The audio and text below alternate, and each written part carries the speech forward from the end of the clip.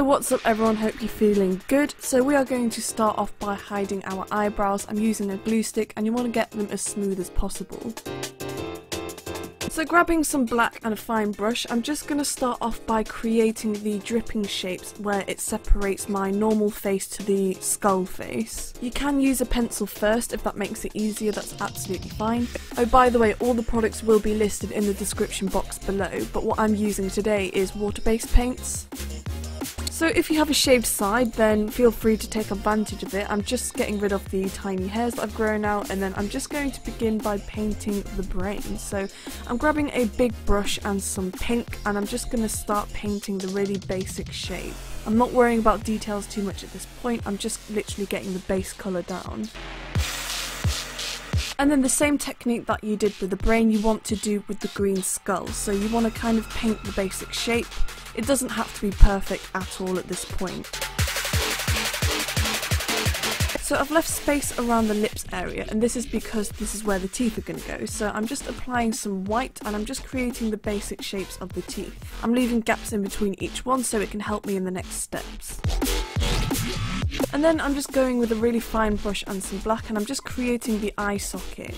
I'm also creating an extra line inside, and this is because this is what's going to give the almost 3D look. And then as you can see, I'm basically just starting to outline roughly the shapes, so that's the cheekbone areas, and then I'm filling the rest of the face in pink. Going in with my fine brush, I'm just creating the brain now, so it's just basically a bunch of different curvy lines. And then for the nose, I'm just going to paint this in pink. For the jaw, I'm just going in with some black, and I'm just really defining the shape and creating kind of like a curve so it makes my jaw look really sharp. And then I'm outlining the nose. So for the more human side of the face, I'm going in with some black and I'm creating this brow. Of course it's going to be really heavy and really 2D and just basically block black. And I'm creating it so it looks quite sad or angry. And then for the body, I'm doing exactly the same thing as I did on my face. I'm creating the drips that separates the skeleton and the human. And then the same technique, I'm just going in with some green and I'm just applying the spine and the ribs and the arm shapes. Not worrying about detail too much, just literally getting the basic shape down. Going in with some pink, I'm just creating these worms coming out of the skeleton. Once you're happy with the shapes, you can then fill the rest in black. When you're painting in the black, this is where you can clean up the edges and change the shapes if you wish. Whilst you're filling in the black background, you can also go ahead and outline each of the shapes. As you can see, I'm creating the ribs, the spine and the worms. Keep in mind that if you're creating this and you're going to use a black background, that the black bits are going to be the parts that will disappear. So moving on to the next steps, we are going to take some white and then create some highlights on the shapes. Because this is a pop art look, it's obviously really cartoony, so don't worry too much about blending the highlights out or anything like that. In fact, the sharper the better. So super simple, just literally white lines.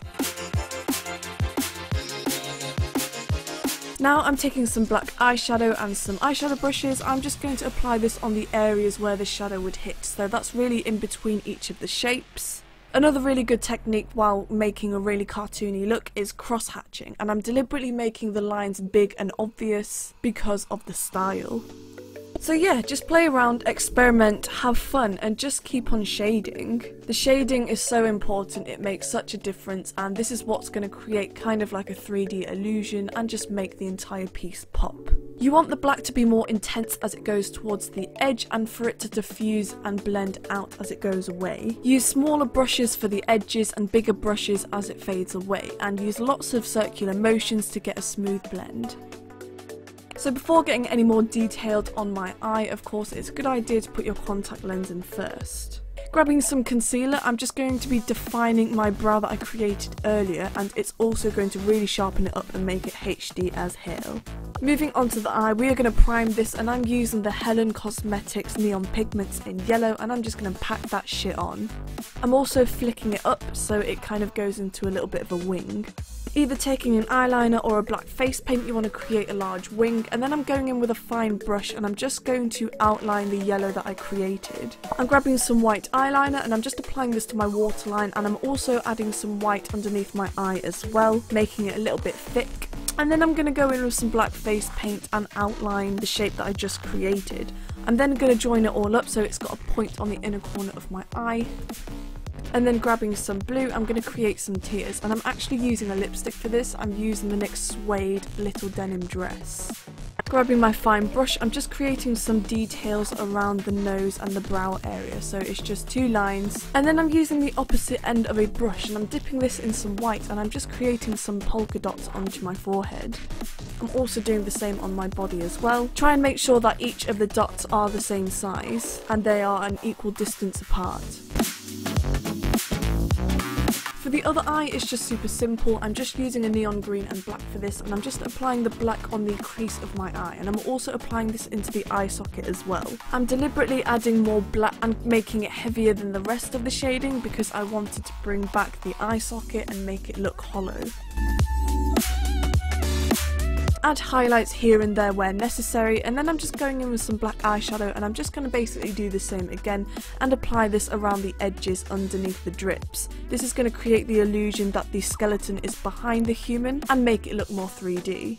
Continue shading on your face on the pink areas as well because these are the areas that you want to bring back, and as you can see I'm going ahead and cross-hatching as well. Then I'm just taking a fine brush and I'm going to outline each of the teeth. I'm then creating lines in between each of the two, and then I'm just going to continue adding some shadow around the brain and in between the teeth. I think you get the gist now. Highlights, shadow, shadow, highlights, highlights, shadow. Oh yeah, guess what? Shadow and highlight.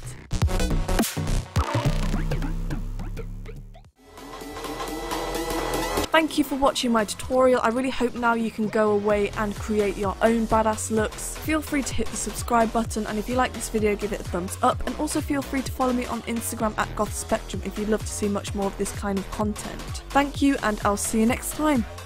Bye guys.